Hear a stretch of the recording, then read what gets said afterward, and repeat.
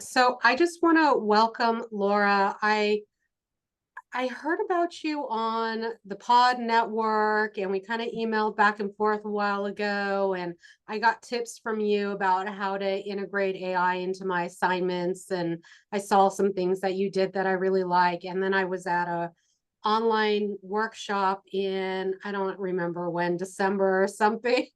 And there Maybe. was Laura, and I thought, and so I went to her program and I wanted to bring her here. Because I found what she does interesting with AI and how to integrate it into assignments, and the way she does it. And that is something that I am working very hard on doing. It's not always easy. Um, I'll just read a little bit about her.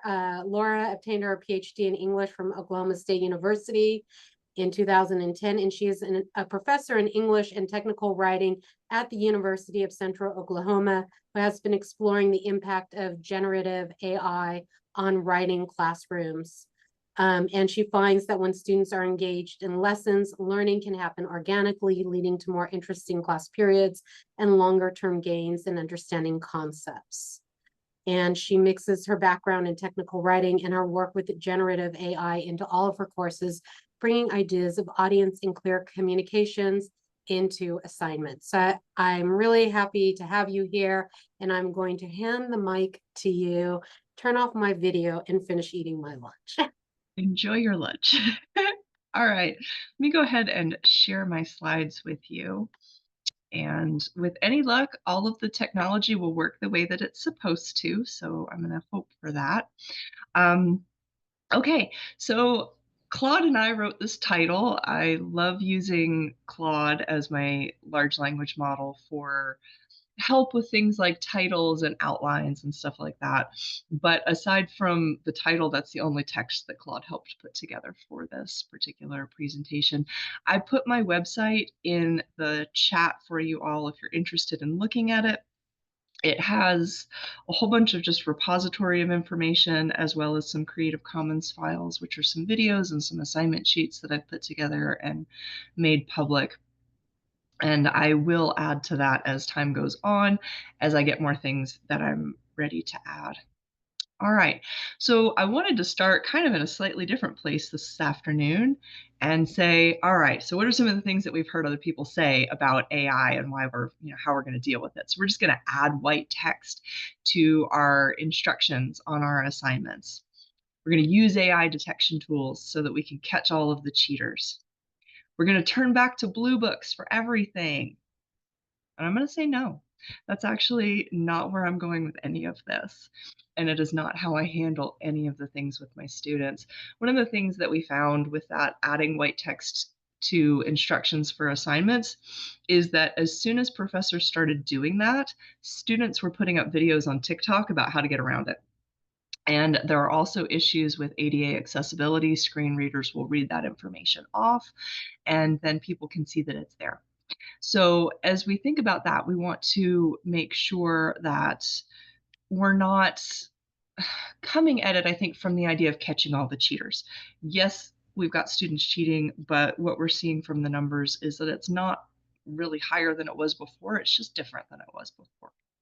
So, thing with AI detection tools, I don't love them. They tend to catch non-native speakers, English second language learners, neurodivergent students, lower socioeconomic status students. And that is often because those students are either writing in patterned languages or they are using AI in ways that they think is okay and they're not tech savvy, so they don't know how to go out and use a couple of different large language models and AI tools to write their papers for them and humanize them and bring them back. And turn them in. So I'm not a fan of AI detection. And then as far as blue books go, we again get into some real accessibility issues with those for students who may need some sort of assistive technology to say to them, we can't do that for you. Or as we think about how we write now, the idea of writing on paper is a little bit foreign to a lot of students. You know, even my kids, they're in fourth grade and sixth grade, and they use their Chromebooks for so much of the work that they do now. My sixth grader writes almost nothing by hand anymore. And so we think about what that means if we're saying, okay, you have to sit down and you have to think in this linear fashion, and then you have to use your hand to write with a pencil, which is also, believe it or not, a technology that people aren't as comfortable with as they used to be. So we get into slower thinking, students feeling very stressed about being in that environment, and it doesn't end up necessarily doing what we want it to do. So I'm going to talk about a few of the different things that I do instead of these kinds of things. All right, so what are we going to do instead? Guidelines, giving our students guidelines about how they can use AI at any given point. So, if they're going to be using generative AI to write their outlines, is that okay with you? Are they allowed to brainstorm? Are they allowed to do editing, that sort of thing? So, you're telling them exactly what is allowed and where the boundaries are. And what I found for my students, we have a high population of working students. We are a commuter campus. We have non traditional students, parents as students, first gen students, as well as traditional students. So we have a lot of different groups of students, but the big thing about our population is that they want to be there for the most part. They're paying for their education themselves, and it matters for them to learn. So they want to know what those guidelines are so that they can do the best that they can to get the learning that they are paying for. I give a lot of demonstrations too. I'm actually really excited about Gemini, or I guess it was Google, messing up their Gouda commercial for Wisconsin in the Super Bowl yesterday. So I'm going to take that in tomorrow and we're going to play around with that one, I think. I've also done demonstrations for Google's Notebook LM, for regular large language models like Claude and ChatGPT. When a new program comes out, we'll play with it in class and I'll just say, here's what it can do, here's what it can't do, here's what I'm finding, what do you all notice, what did it do well, that sort of thing. I like to give students time to share as well if they have any kinds of generative AI that they've been using. And what I found is that a lot of students have been using the Snapchat AI assistant. So they're talking to their Snapchat AI, which can be good and bad. They're also using ChatGPT as kind of their main large language model. I've been trying to move my writing students over to Claude because I do think it does a better job with the writing. I'm also introducing them to Perplexity and having them share what they're finding with the programs that they're using. So it's always a nice opportunity to give them time to talk as well. And then I'm having open, honest conversations with them. This whole time, so it's been, gosh, just over 2 years now, I have likened discussions of generative AI to discussions of sex. If we make it taboo, if we make it scary or weird or uncomfortable, students are going to go other places besides us to learn about these tools, which means they're probably going to end up on TikTok or Reddit or someplace where people might not be having the best conversations about how to use AI. But if we have those open, honest conversations with them, then we give them a chance to learn something and maybe switch their thinking about how they're using these tools. All right, so I wanted to give you all some examples from my own work as we look through some assignment guidelines. And I've tried to space these out a little. I know there's a lot of text on the slides. I did space them out even a little bit more than I had originally. So at the top of all of my assignment sheets are these icons from Martine Peters. And I ask students to clip one of these and put them at the top of their paper. This is the first semester that I've said that there are some things that students might have completely AIG, artificial intelligence generated. And that is with my tech writers because they are building a game from start to finish. So it's a research and development project basically. And they may use AI to build some of their graphics or to help them with their instructions or to make up questions if it's a trivia game, something like that. So I'm allowing them to have AIG at the top of their papers. For all of my other classes, it's one of the other two, either no artificial intelligence or it's been aided by artificial intelligence. The students put these at the top of their paper, and then you can see here the instructions. So you include one of the icons. They have a writer's memo that comes in at the end of every one of their large assignments that is a reflection about what they did, and part of that asks them about how they used AI. Did they find it useful or not? Which programs did they use? What did they have it help them with? That sort of thing. And then within the paper, and I'll show you those instructions here in a minute, I asked them to identify specifically where AI was used to do the writing parts of the text. Okay, there we go. All right, so some guidance here within that assignment. All right. So this is what is on all of my assignment sheets. I break it down and I walk students through the process. So for brainstorming, if they're going to use some sort of large language model for brainstorming, then they have to let me know that they've used it. And in that memo, then they reflect on the conversations that they had with the large language model. I also talk to them throughout the semester and I remind them that prompting a large language model is never a one and done. You don't just give it one question and get an answer and walk away. You're either going to continue that conversation with that large language model, or you're going to take it and you're going to edit it. But you're never just going to take what it says and walk away from it. So I like to remind them that they can talk with the program to refine their ideas. As we continue through the guidance, for drafting, I say that up to 40% of a draft can be AI generated and should be colored in red. And yes, I know red is an accessibility issue. They could color it a different color if they do have red-green color blindness. That's fine. But what I want them to do is I want them to color that text. And that allows me very quickly when I'm looking through their rough drafts to say, oh, there's a large chunk of red text here. Why? Was it because they were writing the paper at 11:30 and it was due at 11:59? Did they think that the AI program did it better than them? Did they not understand what the large language model said to them? So we can talk about it if I see large chunks of red text. What I have noticed is that students are not turning in large chunks of red text. They might have the large language model help them with transition statements, or if they're confused about how to integrate a quote that they know they want to use, then they might have the AI help them introduce that quote. That's been really great. But they don't tend to have a whole lot of text. Introductions and conclusions, they also struggle with. So those also may be places where I might see more red text. But it's a great conversation starter. And I don't use it in a punitive way. I just say, okay, this does sound like you, or this doesn't really sound like you. Can you see where the large language model is using different language than you? And that's been really helpful as well. Also, I don't have it up here, but on my rubrics, 16% of the grade is, did you identify how and where you used AI? And does the AI generated text still sound like you? And that way they're still required. I mean, it's,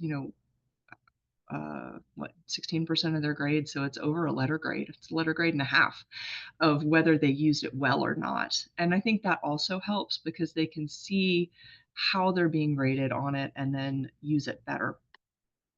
Then with peer reviews.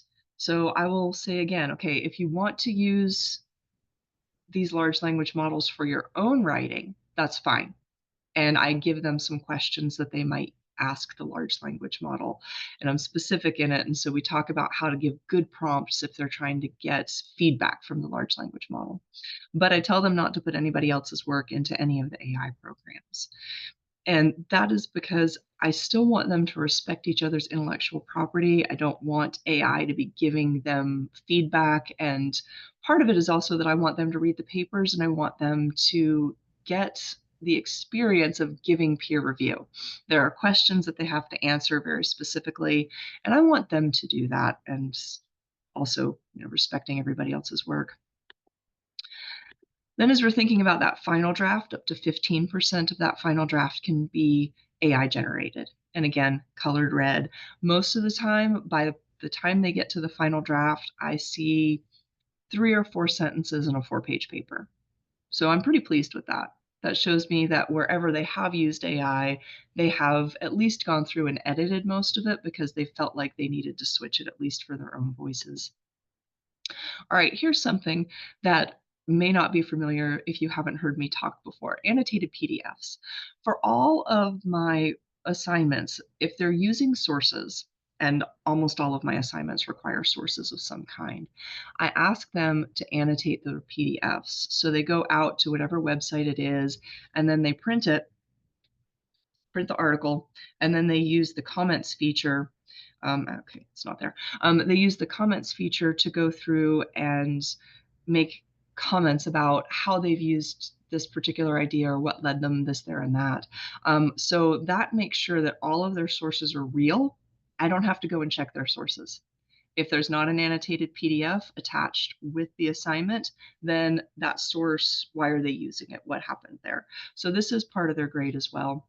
And then again, that memo, and I say, no, you can't use AI here because this is your reflection time and your time to tell me how things went for you. So it walks them through their whole writing process and what they've done. Okay, so here's more about those annotated PDFs. Again, I tell them how to print them. What I have found is that for the first time this year, we have a lot of students who have Chromebooks instead of PCs. Chromebooks don't PDF things. They don't play well with Adobe. It's driving me nuts, but they don't. And the same thing with iPads. I have a number of students who are using iPads instead of a computer. And in that case, what I'm having them do is I'm having them copy all of the text over into a Word doc or a Google Doc, and then using the track changes feature and the comments feature to make comments. So they're doing the same thing, they're just turning it in slightly differently. So again, they're telling me which quotes they used, maybe if it led them to a new idea, places where maybe Jones and Smith are agreeing or disagreeing with each other. At the first year composition level, these comments are very lightweight, and that's okay. It's just a chance for them to start to explore what it means to actually read through something all the way and then start to make comments or make some leaps of understanding based on what they're reading. And then as I'm going through, so this is more about those annotated PDFs. So things that you're commenting on can include any quotes, any parts of the paper. And I point out also that these comments don't have to be complete sentences, but I want them to be grammatically correct. So I want them to be engaging with the information, but I don't need them to be coming back and really stressing about this necessarily. I just want to see the beginnings of engagement. As we get into the 4,000 level and the graduate level, then I'm starting to say, okay, I want to see more engagement with the texts here. So it really depends on the level that I'm teaching as to how much I'm expecting to see with these annotations. Coming to that reflective memo that is at the end of their papers. So again, this is the question that they're answering, how they've used AI. So where did they use it? How did they use it? Which programs did they use? Which is great for me because if they're using something new that I haven't seen before, this is a chance for me to learn about it. If they're just using the standard large language models, that's great. I can see which one they're using and we can talk about if that was the best choice for them or not. I really want to know, and I want them to think about if using that AI was actually helpful to them or not. Because what I've found is that the more especially my first year students think about it, the less helpful they are finding large language models in their writing process because it takes so much editing time for them. My upper division students find it more useful, I think, again, because they have a little bit more experience with how to prompt well, how to do good research, how to ask the right questions. But I find that part really interesting. And then I want to ask them, what are some of the lessons that they used? A lot of times they'll say all of the information came out in bullet points and I had to rewrite it, or it gave me superficial comments. Or some people will say this was really helpful for me in figuring out where commas should go, or how to make sure that my subjects and verbs agreed with each other, because those can be harder things for students to do when they're first moving out of high school into college. All right, so some of the other ideas here, some more examples for ideas of AI integration into assignments. All right, this one is a fun one. This one is my AI augmented argument or analysis of place. And what I have done with this particular analysis of place to begin with is they have to go in and look at it for an accessibility issue.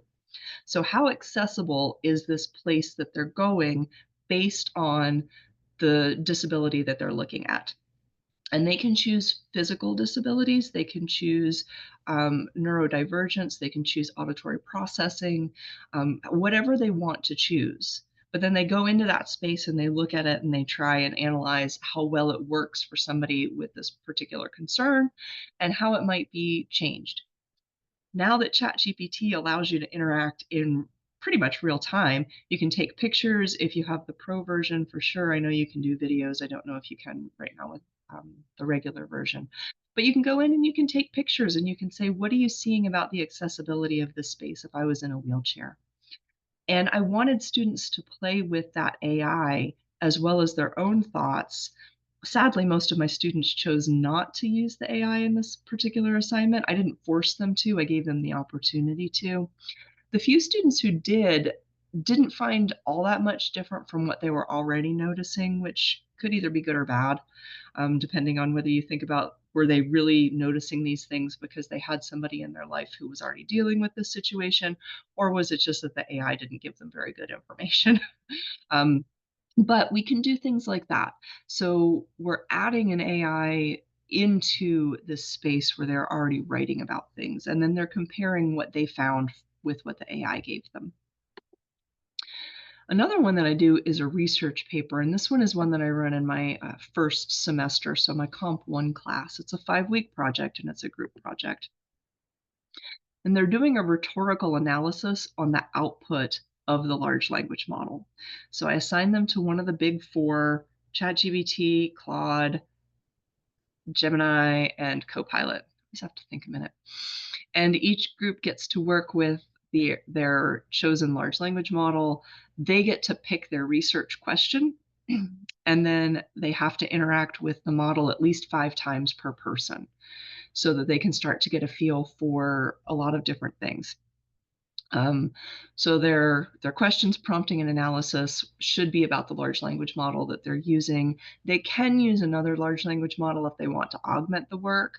Most of the time, students are just learning about a large language model, and so they tend to stay in the one that they've been assigned to. But I'm okay if they want to use another one as well.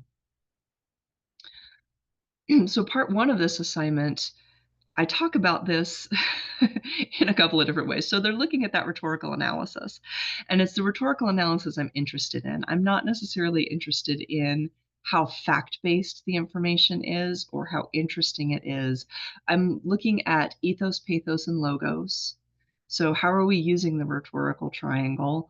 Is that large language model doing a good job of imitating the rhetorical triangle or of imitating humanistic behaviors?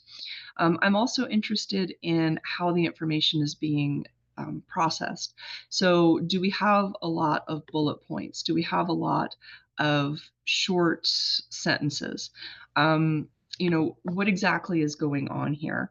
And students do a decent job of that. Again, this is their first semester in college for most of them, so that we're really just trying to figure out how the output is working.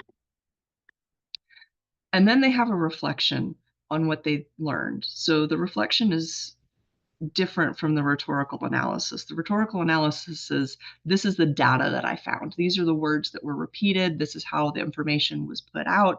This is how often I'm seeing ethos, pathos, and logos. The reflection is, did they like working with it? Did they find the information helpful? Did they find it repetitive? Did it sound like them? All of those kinds of questions to really start getting them to think about, was this helpful to use the large language model? And I come back to it. I don't think I talked about it here, but I come back to it and I say that the chip is the large language model. They're just trying to get the dip, which is all of that output, into their mouth. So we have to have the chip, the large language model, to get the output. And that seems to help them understand, because at first it's always a little bit confusing for them to figure out that they're not really assessing the model, they're doing a rhetorical analysis of the model. Another thing, I just finished running an ADA compliance assignment with my technical writers and my advanced technical writers. I had hoped that we would find a little bit more on AI, but that's still kind of a light space for ADA compliance. So if any of you all are bored and want to write a bot to help with ADA compliance, I think that that's something that could really be very helpful for people.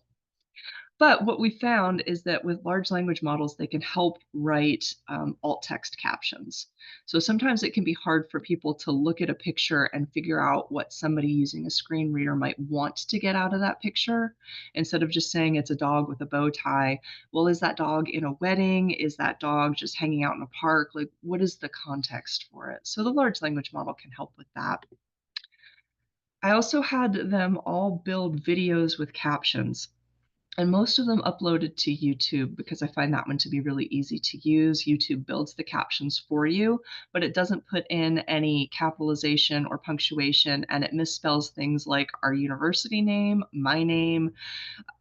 So if you take that raw caption over into something like Claude and you say, fix this, put it into paragraphs, put it into full sentences, it makes a few tweaks that aren't in the video, so it's helpful to go back and look at it, but it does a really good job in just a few seconds of fixing that so that now we have complete sentences for those captions, and that makes it a lot easier for people who are looking at that.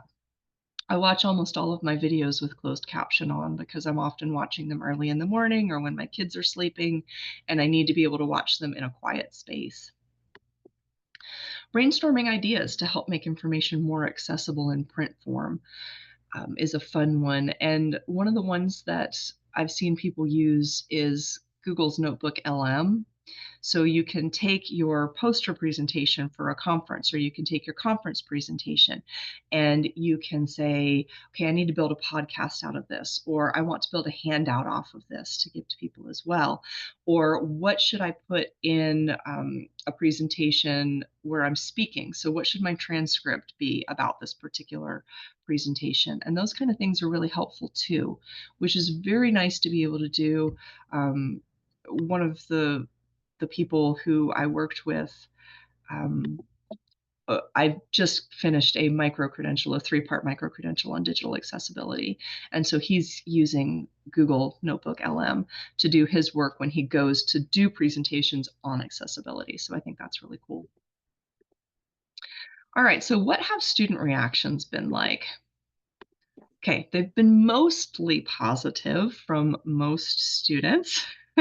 And I say mostly positive, and we're going to get into a couple of the negatives here in a minute. Um, People are often thankful to learn more in a safe space. So what I'm finding is that students, they want to be able to make mistakes in a space where it's not going to be the end of the world for them, where their grades aren't going to tank, or where they're not going to potentially lose a job or something like that. So they like having that safe space to play around with these tools. They're happy to learn tools in a new way. What we find with a lot of our students, and I'm sure you all are finding this too, is that they're not really tech savvy. They know how to use social media and they know how to use Google Docs, and they struggle with anything else. So when we talk to them about how to prompt, how to brainstorm, how to draft, how to edit, then they start to see these tools as, again, something besides just a cheating tool or something besides just a way to offload their learning. And they're happy for that guidance and guidelines. They want to know where the rules are. Where am I allowed to use these tools and where am I not? And what I'm finding as I talk to my students is that most of our faculty still are not giving any kind of guidance. They're not talking to their students about the AI use. And so my students come into my class and it takes them a little while to learn to trust me that I'm not going to be punitive in their AI use as long as they are using it within the guidelines given. All right, so now for the turkey. Why is the turkey here? That is because PowerPoint decided that a turkey should be there. And this is one of those moments I like to leave it in there because sometimes AI goes off the rails and it does really weird things.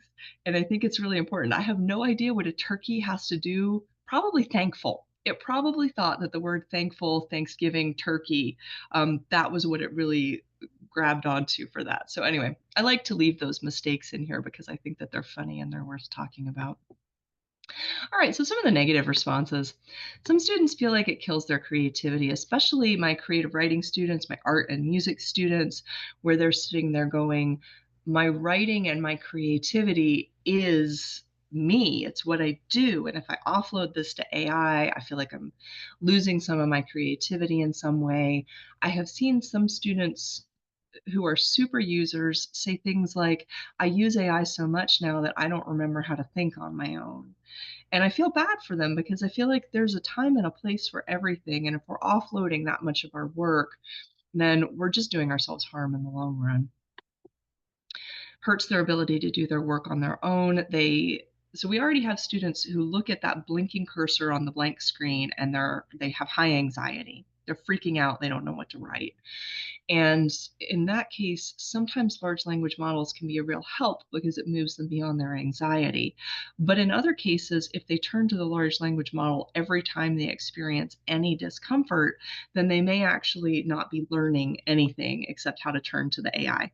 So we also want to help guide them in figuring out when it's helpful for them and when it's harmful.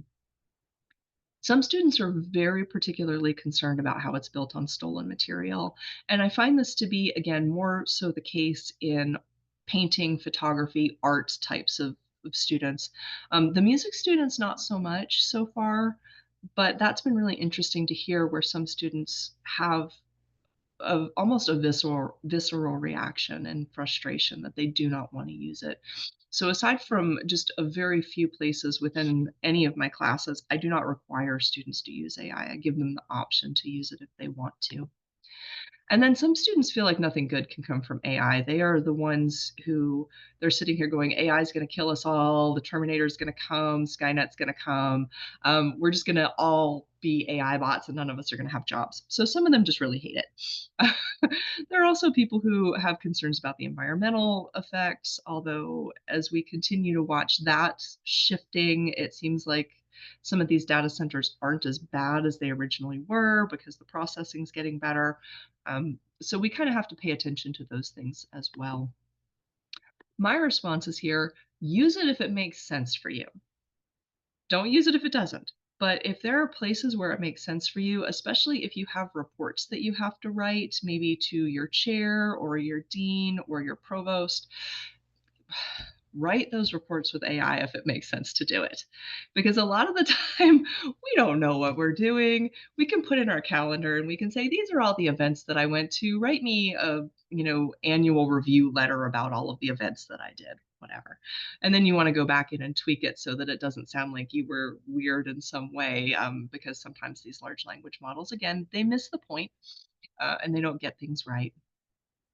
Transparent, ethical, and responsible. Those are my three big catchwords about any AI use. If you're going to use it, let people know that you've used it, where you've used it, how you've used it. Be responsible in that you're always going through and you're checking everything that the AI does so that you understand why it has done it. You're editing the things that don't make sense. And if we model these kinds of things for our students, again, they will start to understand good and less good ways of using the AI to get the work done in a responsible way. We can reflect on the value gained or lost, and we can reflect out loud to our students. We can reflect out loud to our peers.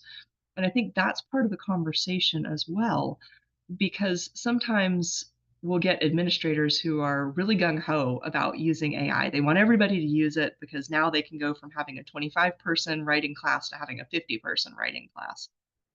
I was talking to somebody this morning who was in Arizona saying that her undergraduate writing courses are 100 students and she has 4 of those. And I was just like, that is horrible. That's bad practice. We don't do that in writing classes, not if we want to give students good feedback.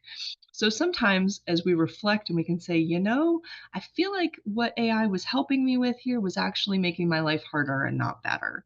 Maybe we can scale it back to only having 40 students in a class instead of 100. I realize that sometimes administrators don't listen to us, but I think it's important that we speak out loud the value gained or lost and then reflect on our workload. When is it making our lives easier and when is it making it harder? I put together a set of job application documents a while ago, and it took maybe 30 minutes to get the resume, the cover letter, the teaching statement, and the DEI statement back before those were bad words, all together. And then it took me 7 or 8 hours of editing them so that they sounded like me. And I could have written those on my own faster, I think, than I could have edited them. So that just ended up making my workload harder, and it wasn't worth it to me. So I don't do that now. As far as discussions with our students go, when we're thinking about how we want to, oh, okay, you are in California, so I can still say DEI. In Oklahoma, that can get me arrested. So how do we talk to our students about AI? We can show them, again, show them how you're using it, show them where it's helped you. I show them some of the ways that, I was working on a couple of book chapters and people said to me, we love your ideas, but you're too accessible. And that kind of hurt my feelings for a minute. And so then I showed them how Claude and I went back in and made the writing less accessible. And then how we went back and we fixed it so that it was more accessible, but sounded like a professional adult had written it. And we looked at the different versions of the text and how things were changing, and we looked at the prompts that I used. And that was helpful for them to see how the editing process works, to realize it's not just a one and done. I like to tell students about places where the AI has helped and failed, kind of like that turkey picture. So we look at what's working and what's not. We have to be comfortable with the gray spaces. We have to be comfortable not knowing everything walking into the classroom and going, hey, who's used this new tool? Who's used DeepSeek? What are your concerns? I don't know much about this product. And I think a lot of times instructors aren't comfortable in that space because we're used to being the ones who know everything, or we're the content expert. It's okay to not know what you're doing here. Let students help you. They love that. Makes them feel good.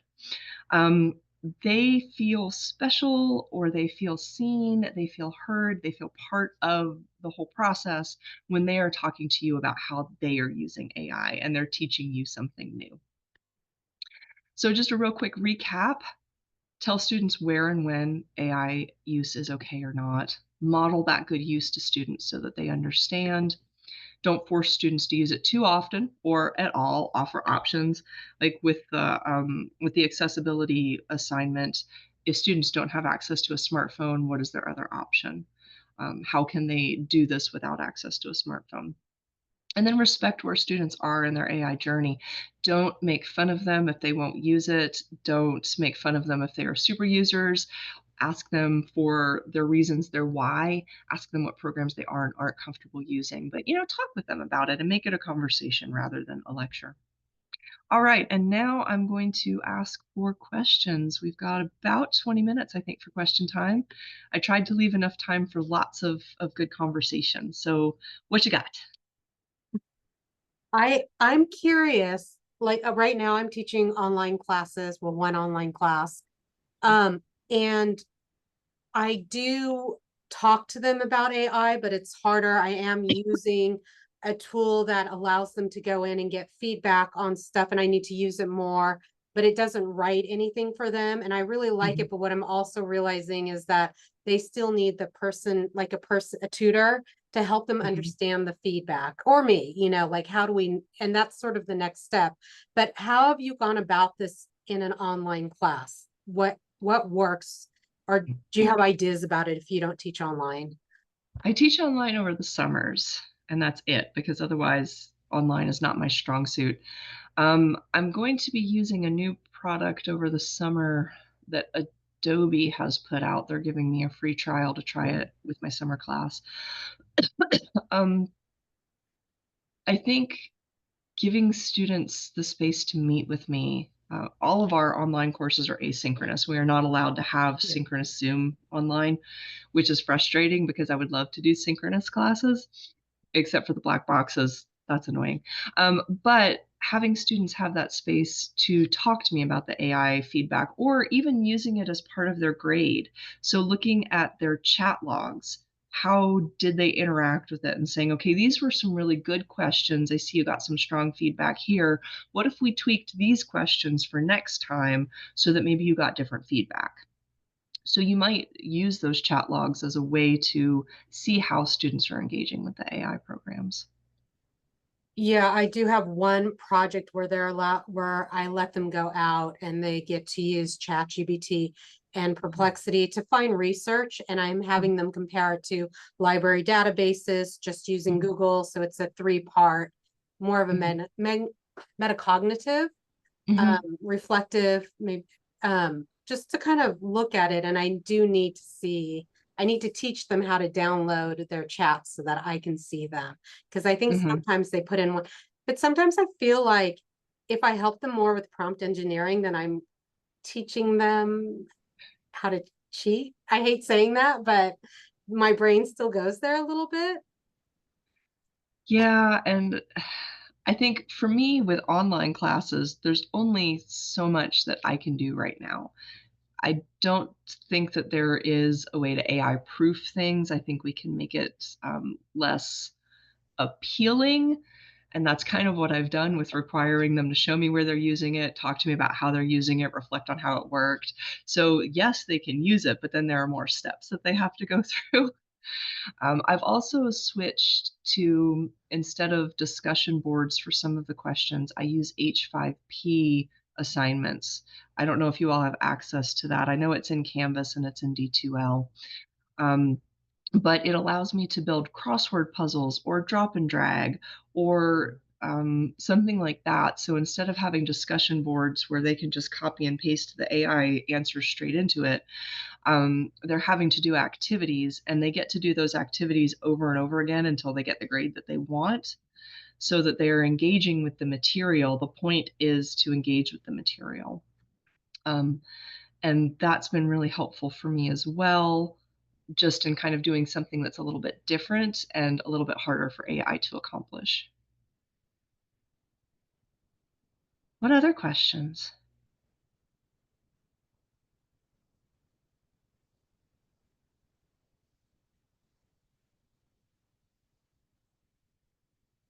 Yeah, Alana. Any guidance for like smaller assignments and how to incorporate, like as opposed to multi-pronged, like some of those sounded like larger Yeah. assignments. And so if you have anything you might offer on sort of smaller, low stakes assignments, which we're encouraged to, provide many small, like low stakes assignments throughout the term, because they assist in student success. And so do you have any ideas around there? I mean, I know what I've been doing because I still do discussion boards, but Mhm. sometimes what I'll do, even for in person and online, as a political scientist, there are a few like useful games that they can play, like around gerrymandering or different things, and then have them reflect on those. So obviously AI can't play the game. It can't go in and do the gerrymander game. So those are useful things, but I'm still struggling sometimes where there isn't always a game, or, I want to see what they're learning. And I did use AI this over winter break.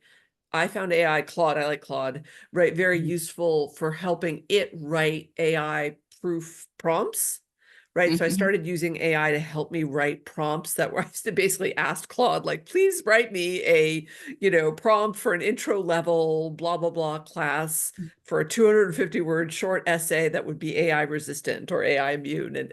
And that was kind of cool, right? To work with Claude to get down to something, and then I could tweak it a bit. But I don't know if you have any other ideas for smaller assignments, smaller low stakes assignments that help them use AI. Um, One of the things that I do with all of our readings is I have them write or answer some reading response questions before they come to class. I would say that we're still at about 75%, and we're at the end of week, or we're starting week 5. So, that's a pretty good number of people who are still actually turning them in before we get to class.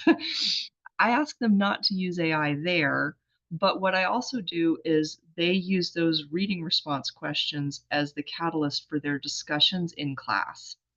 So if they've done the reading and they have those answers, then they can do the discussion together in their groups. And then we come out together as a large class and we talk about their discussions together. So I think that discourages AI use because they have to have read the piece enough to be able to talk about it. And then it also, if people haven't read, because they can still turn in their reading responses after class up until midnight that night. So if they got something from the conversation, they can go back in and write it.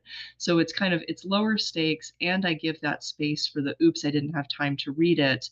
Now I'm going to fill in from the conversation that we had, so I don't need to go to AI.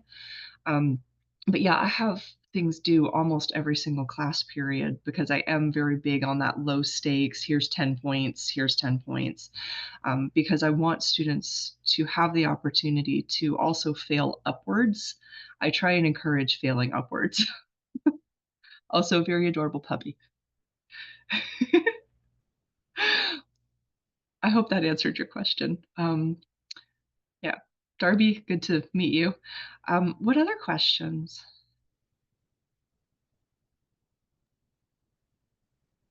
I'll just say, like, I have put in some stuff, like I've taken some of my assignments and we had someone come in and they made a tilt bot to use the Mhm. tilt, and I never Yes. used that. So I started putting in some of my assignments, and I realized sometimes though, it still takes more time to go Mhm. back and read it and make the changes. And so it can't, like, I hear what you're saying, that sometimes we do need to just do things on our own. Or I've tried using Gamma to do PowerPoints. I know Amanda uses Gamma a lot. And sometimes I'm like, oh, if I just done this myself, it would have been so much faster.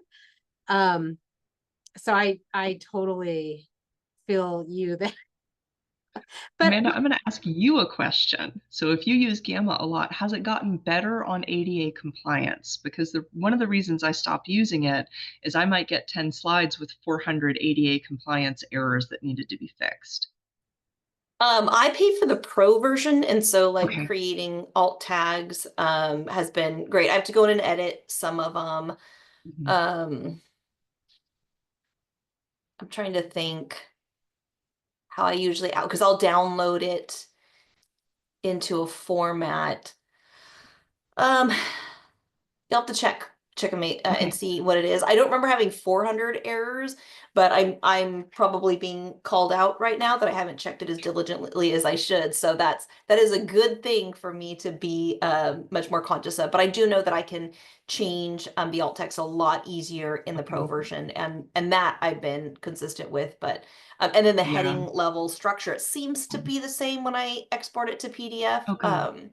But it's definitely something I think I should check better than I'm Yeah. checking. So that's a good reminder. I noticed that if you had backgrounds that had a lot of like triangles or circles on them, every single one of those would be an individual image as opposed to a background, and you would have to click on every single one to say it was decorative.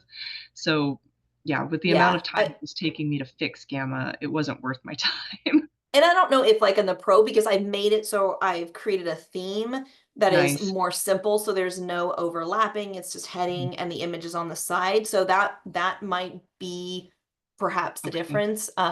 Because now that you mentioned that, I remember early on that being an issue. So maybe I can't remember why I created the theme, but that probably was why. It seemed That like I was makes smarter sense. than I remember. Um, but that, and again, I can't remember now the difference. I lost my Yeah. temper once and just bought the pro one because I got tired of being told I couldn't do anything. I'm like, fine, okay, we'll just teach an Yeah. extra class. I'll buy the pro. Um, so yeah, I mean, I like it, and I feel like there's significant difference between the free one and the pro one. So that might have Mhm. been it. But again, that's definitely something I'll take a look at and circle back. Yeah, thank you. I appreciate that because, But I again, appreciate the reminder because I think well, we all need to say, yeah, hey, what about the accessibility issues? So I think it's good to be on the top of our brain. yeah. Um, I don't know if you all are like working diligently to try and get everything accessibility ready by next year. We were trying to do it originally by I think next month was our soft deadline. We're not there yet, and trying to get faculty to go back in and make sure that all of their LMS content is accessible is also a challenge. So I'm always looking for AI tools where we can help faculty to back fix things that they've been using for years that just are not accessible. what I'm finding just doing workshop flyers, like I am just keeping my flyers as simple as possible, because if I want to send it out to the district, it has to be accessible. So I Mhm. might have, like you saw what I made for this, it really is just a Word document. And then I put it into when I copy it, or not copy, but save it as a PDF, then I go in there and look at the few things that still pop up. But I don't do fancy flyers anymore, because even like Canva will say, oh, it's accessible, and it's not accessible. And I have tried putting stuff in ChatGPT and whatever. Can you make this accessible? It says, oh yeah, sure, but it doesn't do it. It doesn't make, like, it helps with alt text, which is great. Yeah. But beyond that, the simpler at this point, the better. If we have to have everything accessible, it has to be simple, because I don't know how to do it. Yeah. I've heard Canva is literally the worst, which is a shame because there aren't a lot of other good programs that are easy or relatively easy for people to use. So that's been a challenge as well. We have Yeah. a few more minutes. I see Andrew has to go, so bye, Andrew. Does anyone have other questions or thoughts or things they'd like to share, maybe in ways that you're using AI? We can always learn from each other. Hi, Laura. I'm just kind of curious how you started, or is there like a repository that has kind of like LibreText that has examples or assignments? Because I'm totally open to using it and would like to be able to, like you said, teach my students the strategies of here's the guidelines and here's what to do, here's what not to do. So for example, I teach comm and I'd really like to show them how to use it effectively with outlines without Mm. just asking ChatGPT or whatever. Create my outlines for a speech on how to do what, whatever. So I'm not really sure, number one, how to start, and number two, how to teach my students how to use it when I'm kind of confused. There might be some things on my website because I've just been pulling everything I could find over the last 2 years and sticking it on the website if it was interesting to me. So you are welcome to check there, number one. Number two, one of the things that I like to do is have students maybe write their own outline and then take that over to Claude and say, here's my outline. I'm giving a 3-minute talk on marijuana use in Oklahoma to college students, in a higher education setting. So giving who the audience is, what my task is, and then saying, what are some points that maybe I've missed, or what are some um, facts that I could use that might help make this stronger. So having students use the large language model to assess their outline and then maybe say, or what are 3 opposing points to my argument that would help this audience agree with me more or something like that. So those are some of the ways that I like to have students think about it with outlines and with drafting. Great, thank you. Do you have them turn both of those in? So is the first draft their draft, the second draft is, You certainly could. okay. I just have them reflect on it in that memo at the end, so I don't have to have them turn it in, but you could make that part of the grade. So maybe 25% of the outline grade is how did the large language model change things for you? Or, then your reflection on it as well.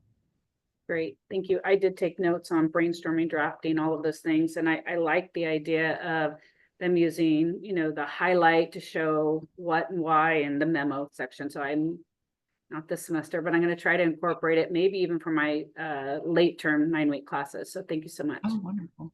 Yeah. And those assignment sheets, I have a couple assignment sheets on my website in the Creative Commons, and you can see the whole thing from start to finish with all of those guidelines on it. Thank you. Probably time. Yeah, certainly. It's probably time for one more question or comment or share out, if anyone has anything else they'd like to add. No, if anyone else jump in, please. I appreciate you because I feel like we can't ignore AI. We have to know it. I mean, I'm still having students, even though I'm giving them a tool to use, they're still going into ChatGPT or whatever, and or Snap AI, and they're getting whole papers, and it's Mm, pretty easy to tell that it's not their writing. But I still approach it from, okay, it was a mistake. Now let's write your own paper and use these tools and come to me. Like, I don't want to be punitive with mhm. it. Because it is really just a mistake. Like, even cheating is a mistake, right? It's just a mistake that we've made. So I appreciate, because I feel like I need to have more transparency with my students on when I use it, but also, like, I like the, okay, 40% in your draft can be it, make it red, and then really thinking about it, because that's the creative or the critical thinking that is often missing. So anyway, if there's a little bit more time, if someone else wants to make a comment, please do. I just really appreciate your time, and thank you so much for being here today. Yeah, I'm going to build off that for just a second, and think about retention for a minute. So what happens if a student has that blinking cursor and freaks out and can't get the paper done? And let's say they don't use AI for just a minute. So then they don't do the assignment. They have a 0 on that assignment. Maybe it's, a quarter of their grade or a fifth of their grade. They go, I'm not going to pass the class now. It's too late to drop and get my money back. So then they just end up with a 0. or an F for the class. Or even if they do drop it, they have to take it again. So maybe this puts them a whole semester behind on graduation. So there are places where if we can encourage the use of AI in, again, responsible ways that help them as opposed to being a crutch or something that they're leaning on in ways that aren't healthy and helpful, then we can actually improve our retention rates. And you think about, especially with first gen students who may not know what's expected of them. So maybe they can take the assignment sheet and they can say, I don't understand what the instructor is asking me to do. And they can put that assignment sheet into, say, Claude, and Claude can say, this is what they're asking you to do. And so we can actually help our students to achieve better again, but we have to help them learn how to use these tools effectively and not just offloading their work.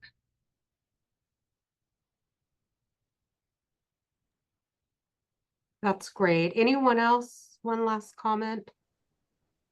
That's great. I have to talk to a student tomorrow who used it. And so now maybe I can go in and say, okay, let's look at how we can use it to help you with your paper. I had another Yeah. student too that now I'm going to go back and check in with and maybe make another Yeah. appointment to talk and look at their chats too that they Mhm. did. So thank you so much. That just like, that makes me feel like so much better because now I can help these students because I don't want to punish them. There's enough of that going on in the world right now. So anyway, Yeah. thank you so much. And I will be posting the video and yeah, anyway, thank you. Certainly. All right. Well, take care.